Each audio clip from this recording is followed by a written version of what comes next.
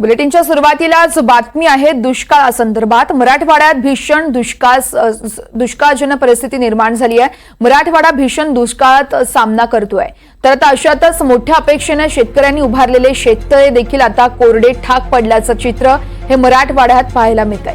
मराठवाडा भीषण दुष्काळाचा सामना करतोय। अशात आता मोठ्या अपेक्षेने शेतकऱ्यांनी शेततळे उभारले होते, मात्र हेच शेततळे आता कोरडे ठाक पडलेत। छत्रपती संभाजीनगर मधील शेततळ्याचं गाव म्हणून ओळखल्या जाणाऱ्या मुरुमखेडा या गावातील शेततळ्यांमध्ये आता भेगा देखील पडल्यात। दुष्काळामुळे मराठवाड्यातील जमीन भेगाळली आहे, तर धरणं, तलाव आणि विहिरी देखील आटल्यात। आणि असं असतानाच आता शेततळ देखील कोरडी ठाक पडली आहेत। छत्रपती संभाजीनगर जिल्ह्यातील मुरुमखेडा गावातील कोरडं ठाक पडलेलं हे शेततळ मराठवाड्यातील दुष्काळाची भीषण वास्तव दाखवणार आहे। तब्बल 110 शेततळं असल्यानं शेततळ्याचं गाव म्हणून मुरुमखेडा चर्चेत आलं होतं। 2018 मध्ये हिरवगार असलेलं हेच गाव यंदाच्या दुष्काळात मात्र ओसाड पडलंय।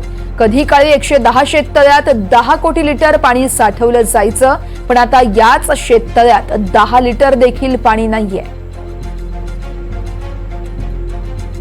तर कोरड्या ठाक पडलेल्या शेततळ्यांचा आढावा घेतला आमचे प्रतिनिधी मोहसिन शेख यांनी। आपण तो पाहूयात। दुष्काळामुळे मराठवाडा ओसाड पडला आहे। नदी नालं धरणं सोडा, डबकभर पाणी पाहायला मिळणं अवघड झालंय। अशात छत्रपती संभाजीनगरमधील मुरुमखेडा गावात शेकडो शेततळे उभारण्यात आली होती, मात्र ही शेततळे देखील आता कोरडी ठाक पडली आहे। संभाजीनगरच्या अनेक भागात अशीच परिस्थिती आहे। मुरुमखेडा गावात 100 पेक्षा अधिक शेततळे होती, मात्र या शेततळे आज जी आहेत तर पावसाअभावी कोरडी ठाक पडली आहे। ज्या पद्धतीने धरणांमध्ये भेगा पडल्या आहे, त्याचप्रमाणे या शेततळ्यामध्ये देखील आज भेगा पाहायला मिळतात।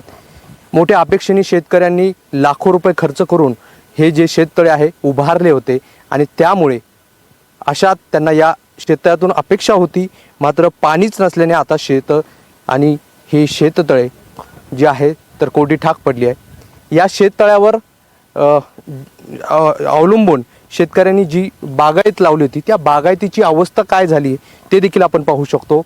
अक्षरशः हे डाळिंबाचं बाग आहे आणि आता पूर्णपणे हे जे आहे सुकून गेलं आहे। पाणीच नाही आहे, त्यामुळे शेततळ्यात पाणी कुठून आणावं, विहिरीतून पाणी कुठून आणावं असा प्रश्न शेतकऱ्यांना पडला आहे। मोठ्या अपेक्षेने शेतकरी कष्ट करतो, मात्र प्रत्येक वेळेस काही ना काही संकट त्याच्यावर येत असतं, आणि यंदाही असंच दुष्काळाचं संकट मराठवाड्यातील शेतकऱ्यांवर आलेलं आहे। ही शेततळं जी आहे तर शेकडो शेततळं अशी या भागात आहे, मात्र या शेततळ्यांमध्ये थेंबभर पाणी देखील उरलं नाही आहे। त्यामुळे आता कसं जगावं आणि पाऊस पडेपर्यंत हा वेळ कसा काढावा असा प्रश्न शेतकऱ्यांना पडला आहे। मोहसिन शेख, छत्रपती संभाजीनगर, NDTV।